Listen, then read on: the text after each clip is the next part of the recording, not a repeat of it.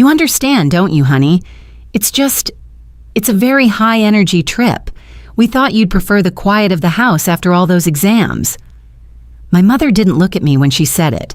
She was too busy tucking a pair of designer sunglasses, the ones that cost more than my monthly grocery budget, into a sleek silver suitcase. My father stood by the window checking his watch, his silence louder than any excuse she could invent. "Ibiza," I whispered. The word felt like lead in my mouth. "You're going to Ibiza for 2 weeks to celebrate the end of my degree, without me." "It's not without you, darling," my father chimed in, his voice practiced and smooth. "It's for the family. We've worked hard. You have your whole life ahead of you. Besides, you have the wedding to plan. That should be your focus." The wedding. To a man named Chad. Chad was the man they had handpicked for me. He was perfect according to their checklist. He had the right pedigree, the right smile, and a way of touching my shoulder that always made my skin crawl just a little bit, though I had spent months telling myself I was just being sensitive. I looked at the luggage piled in the hallway. 4 suitcases, all new, all filled with luxury items I knew they couldn't afford. My father's business had been struggling for years. At least that's what he told me every time I asked for help with my tuition. I had worked 3 jobs to get through university, while they lived in this sprawling estate, clinging to the remnants of a lifestyle that should have been long gone. "How are you paying for this?" I asked. The question slipped out before I could stop it. The room went freezing cold. My mother's hand paused over a silk caftan. She let out a small, airy laugh that didn't reach her eyes. "Savings, sweetheart. We've been very disciplined." Disciplined. That was a joke. I felt a familiar sting in my chest. My grandmother, the only person who ever truly saw me, had passed away 3 years ago. She was the one who told me I was the lioness of the family, even when I felt like a mouse. She had left me a trust fund. I knew about it, but I also knew the catch. I couldn't touch a penny until I was married. At the time, I thought it was her way of ensuring I found a partner. Now, standing in that room, watching my parents prepare for a trip they couldn't afford, a dark thought began to take root. "Where's Chad?" I asked, trying to change the subject before my voice shook. "Oh, he's meeting us there," my mother said, her excitement returning a little too quickly. "He's flying private. Isn't that wonderful? He's so successful. You really hit the jackpot with him." I stepped back, feeling a wave of nausea. Something wasn't right. The math wasn't adding up. My parents were broke, yet they were heading to the Mediterranean. My fiancé, who supposedly worked in consulting, was flying private, and I was being left behind in a silent house to focus on the wedding. I walked out of the room without saying another word. I needed air. But as I passed my father's study, I noticed the door was slightly ajar. A single piece of paper had fluttered off his desk and lay on the hardwood floor. I shouldn't have looked. I should have kept walking. I picked it up. It was a bank statement. Not for my father's business, and not for my mother's savings. It was an account summary for the Lauren Vance Memorial Trust, my trust. My eyes blurred as I looked at the balance, or rather, the lack of one. There should have been nearly 7 figures in that account, but the number at the bottom was a fraction of that, and the most recent withdrawal, $50,000, dated yesterday. Description: travel expenses. My heart didn't just break, it hardened. It turned into something cold and sharp. They weren't just excluding me from the trip. They were spending my inheritance to fund a party I wasn't invited to. But as I looked closer at the statement, I saw something even worse. A name listed as a secondary authorized signatory. It wasn't my father. It wasn't my mother. It was Chad. My fiancé was already spending my money before we even said, "I do." I heard footsteps in the hall. I quickly folded the paper and shoved it into my pocket. My face was a mask of stone when my mother appeared in the doorway. "Everything okay, honey? You look a little pale." "I'm fine," I said, forcing a smile that felt like a crack in a dam. "I just realized I forgot to check the mail. I'll let you guys get back to packing. You wouldn't want to miss your flight tomorrow." "That's my girl," she said, blowing me a kiss. I walked to my room and locked the door. I sat on the edge of my bed and looked at the phone on my nightstand. The flight was at 8 a.m. tomorrow. I had 12 hours to change the locks on my life, and I knew exactly who to call. This is just the beginning of how I took everything back. Before I tell you what I did that night and how I made sure they never made it to that beach in Ibiza, I need to know, where are you watching from? Drop your country or city in the comments below. And if you've ever felt like the people closest to you were the ones holding you back, hit that like button and subscribe. It helps me know you're with me. The house was finally quiet. The heavy thud of my parents' bedroom door closing upstairs felt like the final hammer blow on a coffin. They were dreaming of Mediterranean sunsets and overpriced champagne, all bought with the sweat and foresight of a grandmother they had spent years ignoring. I didn't turn on the lights. I sat in the dark of my room, the bank statement feeling like it was burning a hole through the fabric of my pocket. My grandmother wasn't a cruel woman. She was a survivor. She had married into this family and realized very quickly that the men were spenders and the women were enablers. When she set up that trust, she told me, "The marriage clause is a shield, little bird. It's to make sure you're settled before the world tries to take from you." She thought she was protecting me from outsiders. She never dreamed the wolves were already inside the house. I pulled out my laptop and began to dig. If Chad was an authorized signatory, there had to be a paper trail. I wasn't just a liberal arts grad like my father liked to joke at dinner parties. I had spent 4 years studying forensic accounting. I had never told them. They thought I was studying art history because it sounded ladylike. I let them believe it. It was my first layer of armor.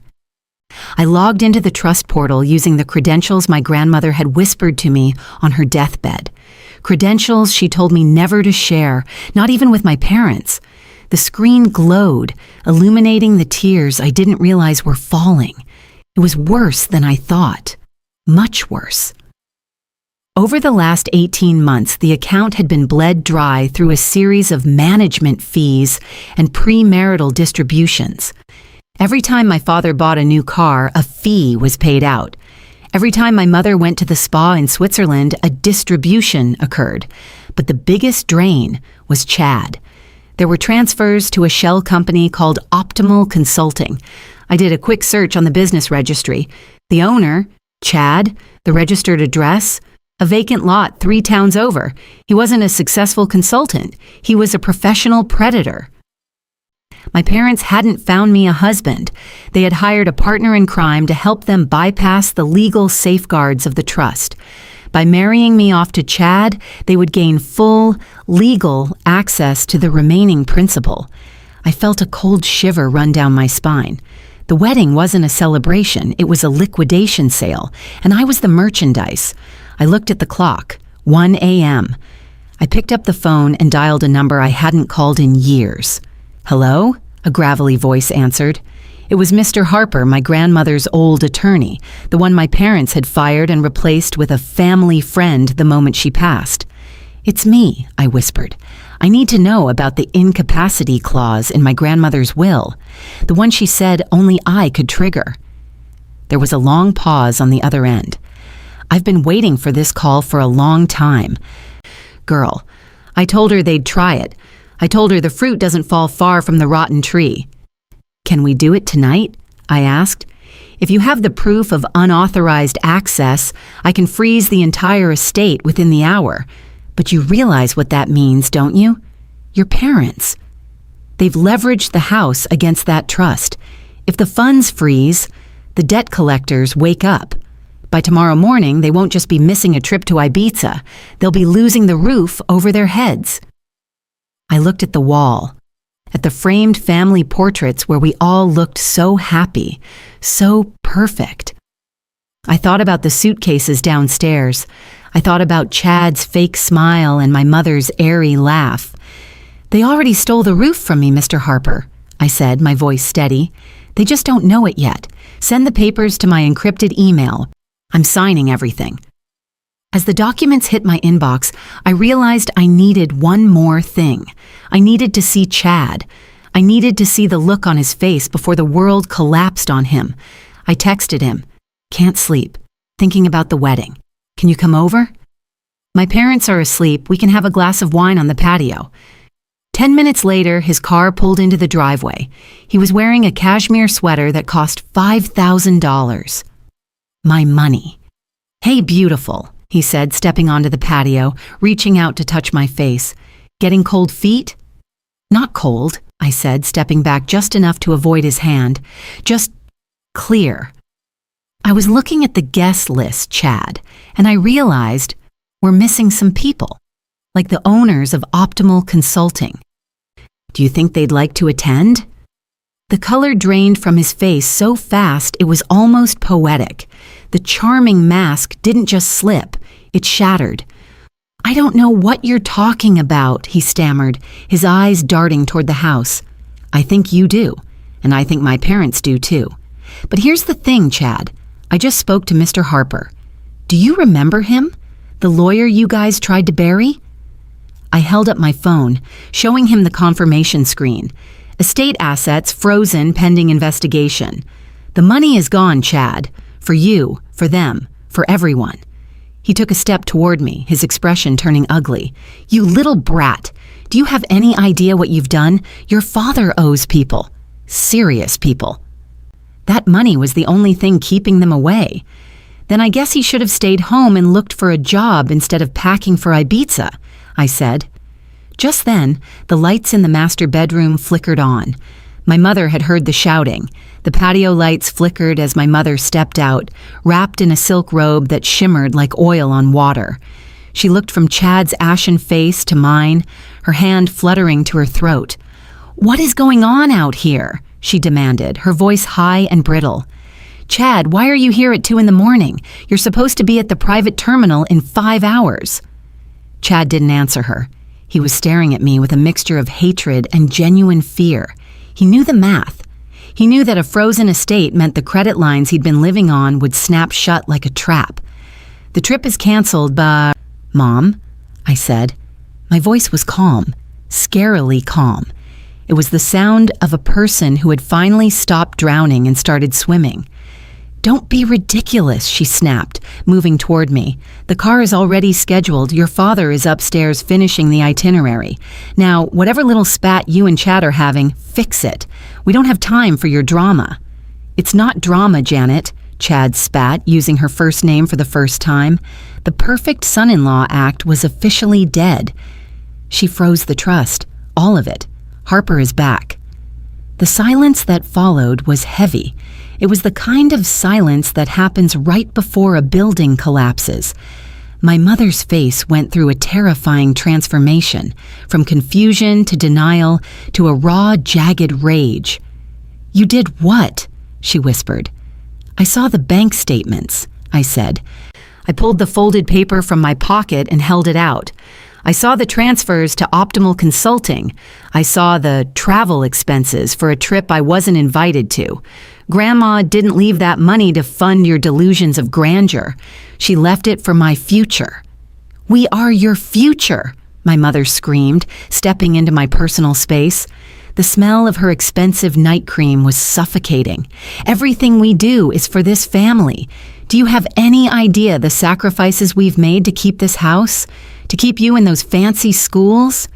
"You didn't keep me in school," I reminded her. "I worked. I tutored. I cleaned dorm rooms while you were hosting charity galas with money that wasn't yours. You didn't sacrifice for me.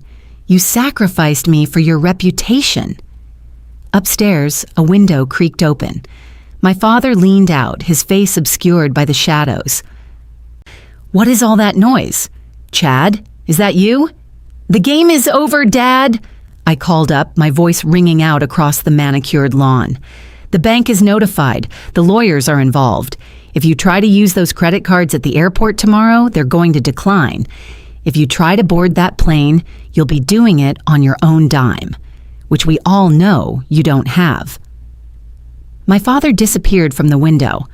A moment later, I heard the heavy thud of his footsteps taking the stairs 2 at a time. Chad grabbed my arm, his grip tight and bruising. "Undo it. Call Harper back and tell him it was a mistake. You don't know who you're messing with. My investors, they expected that wedding to happen next month. They expected the payout." "Investors?" I laughed, though there was no humor in it. "You mean the people you scammed by promising them a cut of my inheritance? You're not a consultant, Chad. You're a bottom feeder." I wrenched my arm away. I wasn't a victim anymore. I was the person holding the keys to the kingdom, and for the first time in 22 years, I liked the way it felt. My father burst through the patio doors, breathless, his shirt half unbuttoned. He didn't look like a high-powered businessman. He looked like a panicked animal. "Tell me she's lying," he gasped, looking at Chad. "She's not," Chad said, his voice cold. "She's been playing us the whole time. The art history degree? She's been tracking the accounts, you idiot." My father turned to me, his eyes wide. He didn't lead with an apology. He didn't lead with an explanation. He led with a threat. "You will go inside right now. You will get on that computer and you will reverse this. If you don't, I will disown you. You'll have nothing. No family, no home, no name." I looked at the 3 of them. The mother who sold me, the father who stole from me, and the man who was supposed to protect me while picking my pockets. "You can't take away a home I never truly had," I said. "And as for my name, I think I'll go back to Grandma's maiden name. It's untainted." I turned my back on them and walked toward the edge of the patio, toward the dark woods that bordered our property. "Where are you going?" my mother shrieked. "We have a flight in 6 hours." "Have a nice trip," I said without looking back. "I hope you like the view from the terminal, because that's as close to Ibiza as you're ever going to get." I had the proof. I had the legal upper hand. But I knew this was just the first move. They were desperate, and desperate people do dangerous things. As I walked into the trees, I pulled out my phone. I had one more message to send. It wasn't to a lawyer. It was to the one person Chad feared most, the person he had actually stolen the optimal consulting idea from. The woods were silent, but my mind was screaming. I sat on an old stone bench near the edge of the property, watching the lights in the main house flicker and dance. I could see the silhouette of my father pacing in his study, probably trying to call every contact he had to override the freeze. He didn't realize that Mr. Harper had spent the last 3 hours filing an emergency injunction based on the evidence I'd provided. In the eyes of the law, my parents weren't just borrowing money anymore. They were being flagged for fiduciary fraud. I opened my laptop again, the screen a bright white rectangle in the darkness. I had downloaded a zip file from Chad's personal cloud drive months ago. I'd managed to get his password when he'd carelessly logged in on my laptop to check a work email. At the time, I told myself I was being paranoid. Tonight, I realized I was being a visionary. I began to sort through the folders. It wasn't just my trust fund. Chad had been running a marriage for equity scheme. I wasn't the first girl, and if I hadn't looked at that bank statement, I wouldn't have been the last. I found a spreadsheet titled Project Union. My name was there, listed next to a dollar amount that represented the remaining balance of my grandmother's legacy. But there were other names. Names of girls from families just like mine, old names, crumbling estates, parents desperate to maintain an image. He was a vulture who specialized in preying on the genteel poor. But the most damning folder was labeled the Ibiza strategy. I clicked it, my heart hammering against my ribs. Inside were scanned copies of my own signature, or rather, perfect forgeries of it. They had used these to authorize the premarital distributions. There were emails between my father and Chad discussing how to keep me distracted with wedding planning, so I wouldn't ask to see the quarterly reports. One email from my mother made my blood run cold. She's starting to ask about the tuition receipts. Make sure Chad takes her out this weekend. Keep her happy. Once the papers are signed in June, it won't matter what she knows. They weren't just stealing my money. They were stealing my time, my education, and my trust. They were willing to auction off my entire life just to keep their country club memberships. I felt a strange sense of detachment. The pain had moved past the point of hurting and into the territory of cold, hard logic. I was no longer their daughter. I was a whistleblower in my own life. I sent the Ibiza strategy folder directly to Mr. Harper with a simple note. Here's the proof of forgery. I want to press charges, not just a freeze, a criminal investigation. I heard a twig snap behind me. I didn't jump. I didn't even turn around. I knew the scent of that expensive, heavy cologne anywhere. You're making a massive mistake, Chad said. He was standing a few feet away, his hands shoved deep into his pockets. He sounded tired, but there was a sharp edge of malice underneath. The mistake was thinking I was as shallow as you are, I replied, staring at the screen. You really should be more careful with your passwords, Chad. Chad Winner 123? Really? It's a bit on the nose, don't you think? He went still.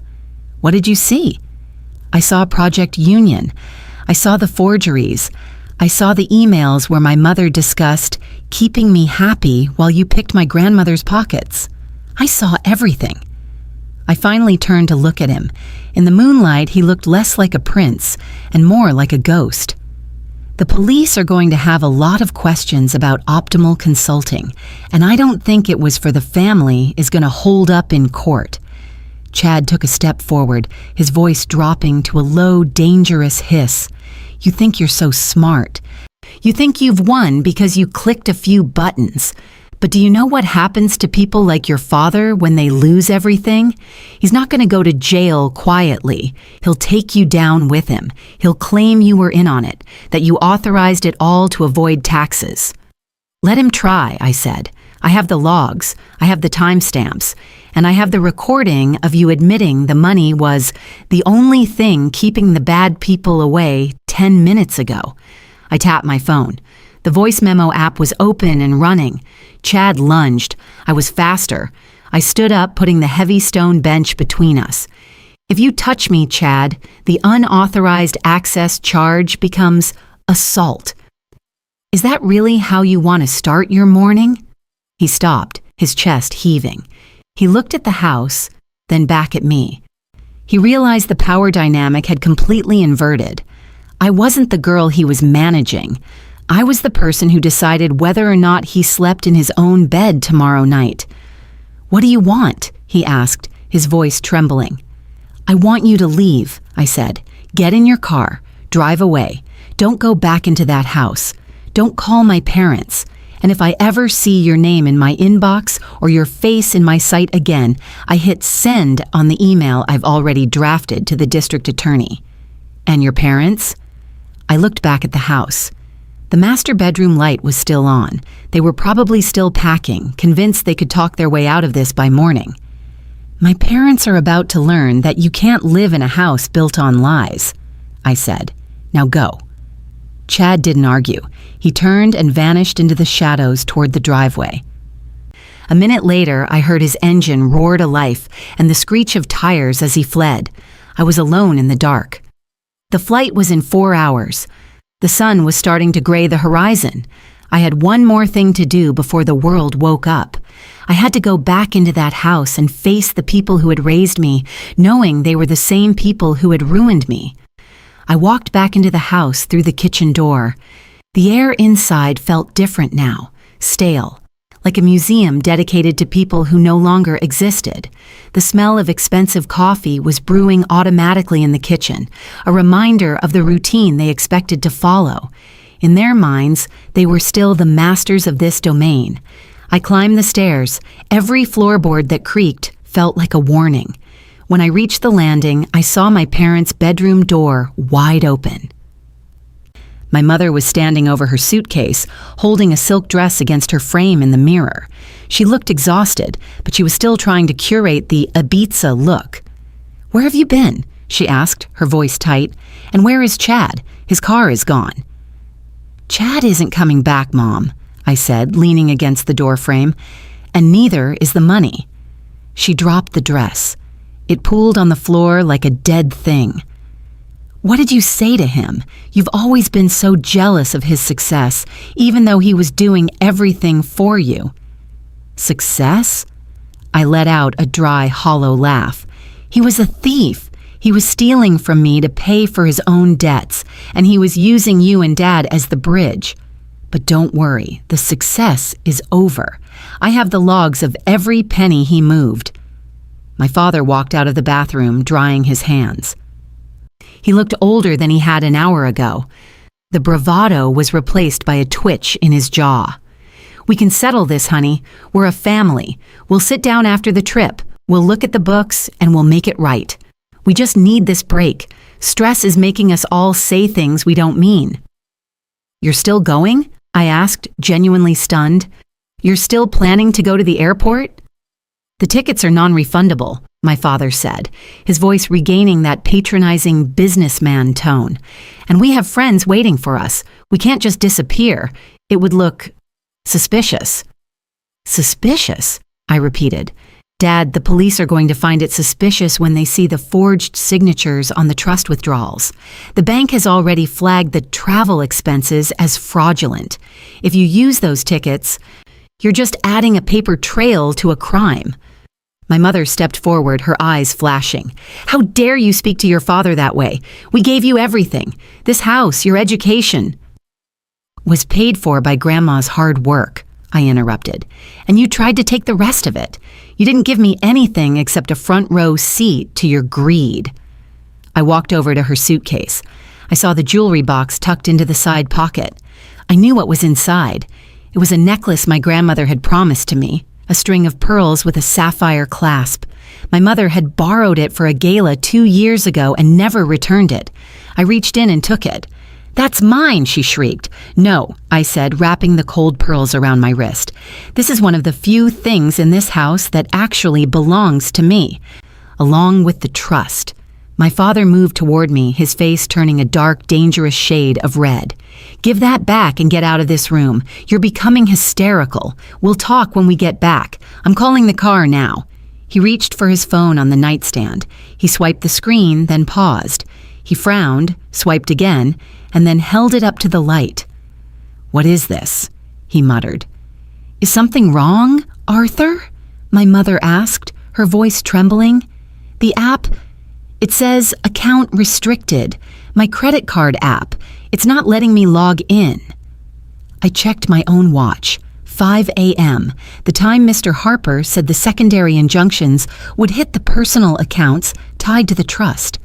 Try the other one, I suggested. He did. His hands were shaking now.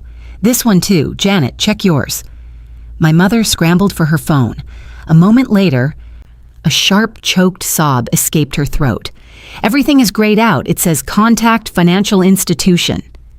The silence that followed was absolute. The reality of their situation finally breached the walls of their denial. They weren't just missing a trip. They were digitally exiled from their own lives. You did this, my father whispered, looking at me with a look of pure, unadulterated loathing. You actually did it. You destroyed us. I didn't destroy you, I said, walking toward the door. I just stopped paying for your lies. You have 3 hours until the bank opens.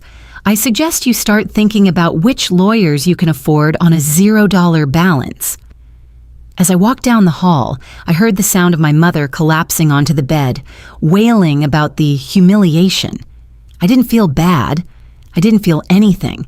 I went to my room, packed a single bag with my essentials, my degree, and my grandmother's pearls. I didn't need the designer clothes or the fake luxury. I called an Uber. As I waited on the curb, the sun finally began to bleed over the horizon, painting the sky in shades of orange and gold. It was a beautiful morning, the kind of morning people take flights to find. The black car pulled up.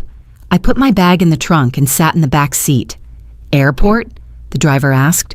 No, I said, looking at the house one last time. Take me to the city. I have a meeting with an investigator. The driver nodded and pulled away. Just as we reached the end of the driveway, I saw a sleek black town car pulling in. It was the car my father had ordered for the airport. I watched through the rear window as the driver got out, walked to the front door, and began to ring the bell. He would be waiting a long time for passengers who were never coming. I leaned back and closed my eyes. The first part of the plan was done. But the real revenge? That wasn't just about freezing bank accounts. It was about making sure the world saw them exactly as they were. The investigator's office was located in a converted warehouse, all exposed brick and cold industrial lighting. It felt honest. It felt like a place where secrets came to die. I sat across from a woman named Detective Vance. No, wait, I shouldn't use that name. A woman named Detective Nicole. She had sharp eyes and a way of looking at a paper trail that made it seem like she was reading a map of someone's soul. On the desk between us lay the Ibiza strategy folder I had printed out. "This is sophisticated," she said, tapping a finger on my father's forged signature of my name. "They didn't just guess your handwriting. They used a light box. They took their time. This wasn't a crime of passion, honey. This was a business model." "I want them to see it," I whispered. "I don't just want them to lose the money. I want the people they've been performing for to know who they really are." She leaned back, a small, knowing smile tugging at the corner of her mouth. "The court of law is slow. The court of public opinion, that's a different beast. But be careful. Once you pull back the curtain, you're standing in the light too." "I've spent my whole life in the shadows of their expectations," I said. "I'm ready for the light." I spent the next 4 hours giving my statement. I detailed every conversation, every tuition payment that never made it to my university, and every time Chad had tried to gaslight me into believing I was just stressed from finals. By the time I walked out of the station, my phone was blowing up. My mother had finally realized that the town car driver wasn't the only person waiting for her.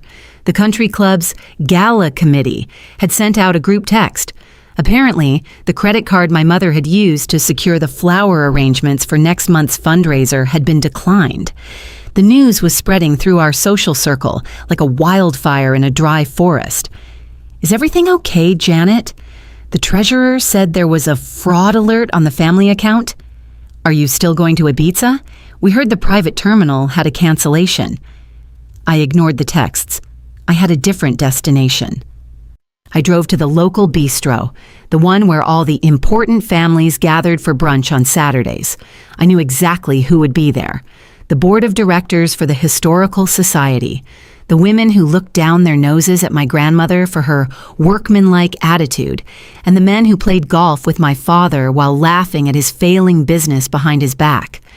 I walked in, still wearing the clothes from the night before. I looked tired, but I carried myself with a gravity that stopped conversations as I passed. I found the table I was looking for. Mrs. Gable. No, Mrs. Sterling. No, let's call her Mrs. Rose. She was the queen bee of the town, the one who held the keys to my parents' social survival. "Good morning, everyone," I said, my voice projecting just enough to reach the neighboring tables. The table went silent. Mrs. Rose looked at me, her fork halfway to her mouth. "Oh, hello, dear. Aren't you supposed to be on a plane to the Mediterranean? Your mother was quite insistent that we all knew about the exclusive villa you'd booked." "The villa was a fiction," I said clearly. "Paid for with a trust fund my parents were in the process of embezzling. I've spent the morning with the district attorney's office." The sound of a glass hitting the floor echoed through the bistro. "Embezzling?" someone whispered. "I'm here because I wanted to apologize," I continued, my eyes locked on Mrs. Rose's. "I know many of you were investing in Chad's new consulting firm. I think you should check your statements. He wasn't a consultant. He was my parents' accomplice. The money you gave him, it didn't go to tech startups. It went to my father's gambling debts and my mother's jewelry box." The room erupted. It wasn't a roar. It was a hiss of dozens of private conversations starting at once. The perfect family was being dismantled in the middle of Saturday brunch. "You're lying!" a voice barked from the entrance. I turned. My father was standing there. He looked disheveled, his eyes bloodshot. He had followed me. "She's had a breakdown," he shouted to the room, his hands shaking. "The pressure of the wedding. She's not herself. We're getting her help immediately." He moved toward me, reaching for my arm, his face twisted into a mask of fatherly concern. I didn't flinch. I didn't move. I simply pulled out my phone and hit play on the recording from the patio. Chad's voice filled the bistro. "The money is gone, Chad. For you. For them. For everyone." Then my father's voice, "You will go inside right now. I will disown you. I owe people. Serious people." The recording was grainy, but the desperation in his voice was unmistakable. The man standing in front of the town's elite wasn't a pillar of the community. He was a cornered debtor. My father froze. He looked around the room, at the friends who were now pulling their phones out to record him, at the business partners who were already mentally distancing themselves from his name. "I didn't disown you, Dad," I said into the silence. "I just chose to stop being the collateral for your sins." I walked past him, out into the fresh air. I didn't need to stay for the aftermath, the look on his face, the realization that his reputation, the only thing he actually valued, was gone forever, was the best meal I'd had in years. But as I reached my car, a black SUV pulled up beside me. The window rolled down. It was Chad. He didn't look scared anymore. He looked like a man who had nothing left to lose. "You think the social suicide is the end of it?" he sneered. "Your father told you he owed people. You just made sure those people aren't getting paid. Do you think they're going to blame him? No, they're going to look for the person who has the money now." He put the car in gear. "Sleep with your eyes open, little bird." He drove off, leaving me standing in the parking lot. The sun was hot on my neck. I realized that the Ibiza trip was a small problem compared to what was coming next. My parents hadn't just been stealing, they'd been hiding from monsters, and now I was the one holding the shield. The threat Chad left hanging in the air should have terrified me. A year ago, I would have curled into a ball and begged my father for an explanation. But standing in that parking lot, listening to the murmurs of the bistro crowd behind me, I realized something vital. Chad didn't have the money. My parents didn't have the money. I was the only one with a locked vault, a brilliant attorney, and a paper trail that pointed directly to their crimes. The monsters Chad mentioned. They don't want a bankrupt man's daughter. They want their investment back, and I was the only one who could provide it, or prove why they were never going to see it. I didn't go back to the estate. I knew the locks would be changed by morning, not by my parents, but by the bank. I checked into a small, anonymous hotel on the edge of town, paying with a credit card my grandmother had helped me set up in secret years ago. It was the only account my parents didn't know existed.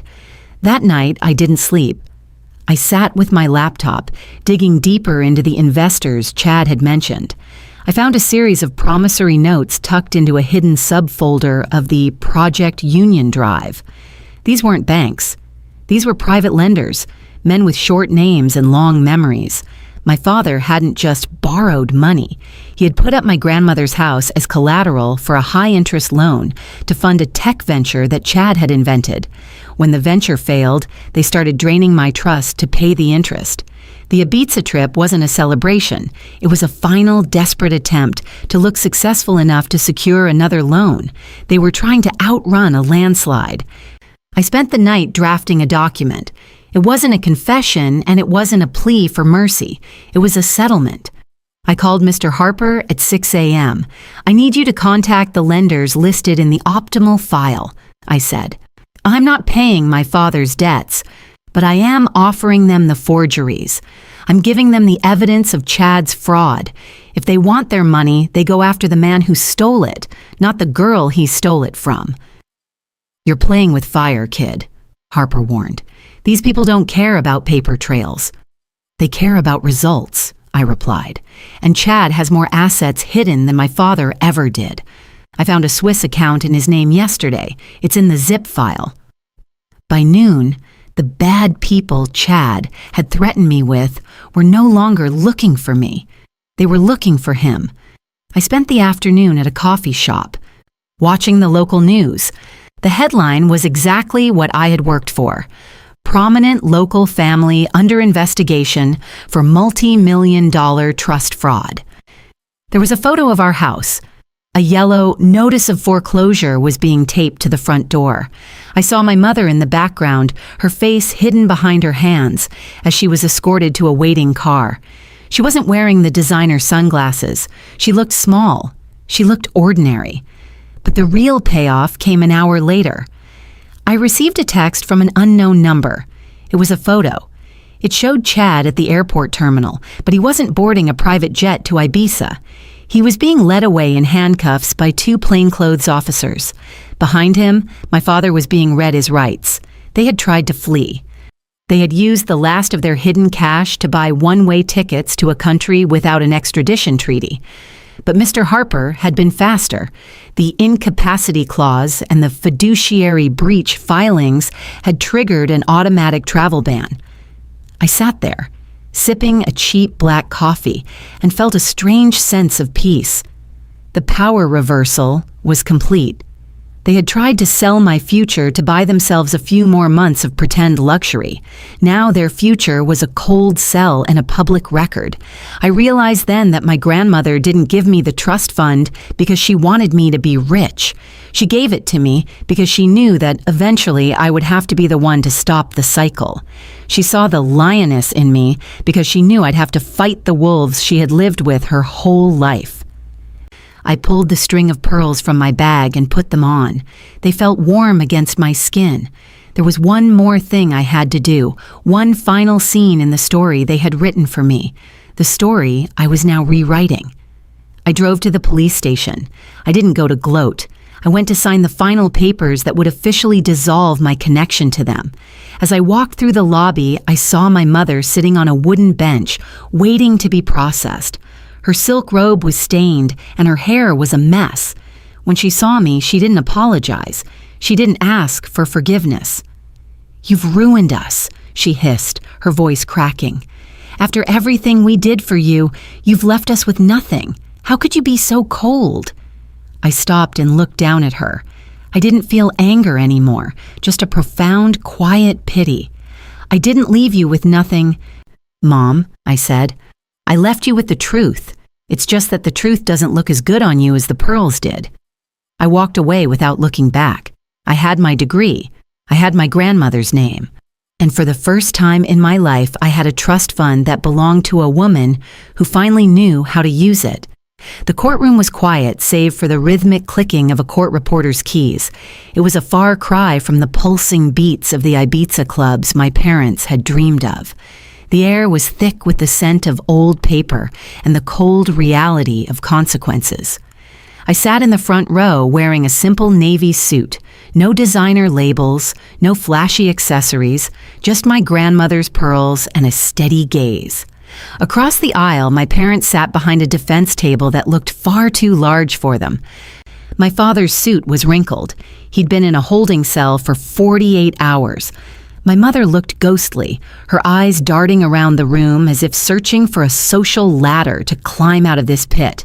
But there were no ladders left. The friends from the bistro were nowhere to be seen. The gala invitations had stopped. The world they had built on my back had simply evaporated. Chad wasn't there. He had already taken a plea deal, turning state's evidence against my father in exchange for a reduced sentence. Even in the end, he was a predator looking for the easiest way out. The judge looked down at the documents provided by Detective Nicole and Mr. Harper. "In 20 years on the bench," the judge said, his voice echoing, "I have rarely seen such a calculated betrayal of parental duty. You didn't just steal money. You attempted to steal a life." The ruling was swift. The remaining assets of the trust were restored to my sole control, with all premarital clauses struck down as the product of fraudulent coercion. My father was sentenced to 5 years for fraud and embezzlement. My mother received 3 years of probation and a massive fine that would ensure she'd be living in a one-bedroom apartment for the foreseeable future.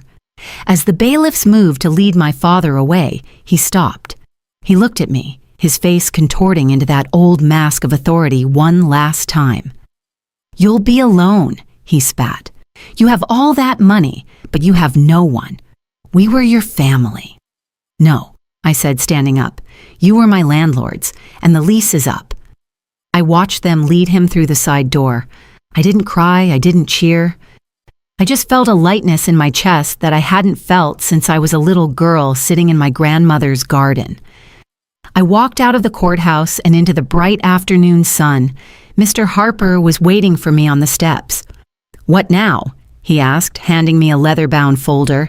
The estate is clear. The house is sold to a lovely young couple who actually plans to live in it. You're a very wealthy young woman, and more importantly, you're a free one. I looked at the folder. It contained the deed to a small cottage on the coast, the place my grandmother had always wanted to retire to but never could because she was too busy protecting the family legacy. Now, I said, I'm going to go to that cottage. I'm going to finish my master's degree. And I'm going to make sure that the Lauren Memorial Trust actually does some good in this world. I'm thinking of a scholarship for students who have been financially abused by their families. He smiled and tipped his hat. She'd like that. She always said you were the best of them. I got into my car, a modest, reliable sedan I'd bought with my own earnings, and started the engine. I looked in the rearview mirror and saw the courthouse shrinking behind me. My parents had wanted me to get married to unlock my future. They thought a man was the only way I could be settled. But they forgot that the person who truly protected me wasn't a husband or a father. It was a woman who knew that a lioness doesn't need a pride to lead. She just needs to know her own strength. They used my trust fund to try and buy a vacation. I used it to buy my life back, and let me tell you, the view from here is much better than anything you can find in Ibiza. This was my journey from a victim to a victor. It wasn't easy and it wasn't quiet, but it was worth every second. If you found this story satisfying, please hit that like button and subscribe to the channel. It helps me keep sharing stories of justice and strength. I want to hear from you. If you were in my shoes, would you have given them a second chance, or would you have done exactly what I did? Let me know in the comments. Your stories of resilience are what keep this community growing. For another incredible story, click the video on your screen right now. Thanks for watching, and remember, never let them see you coming.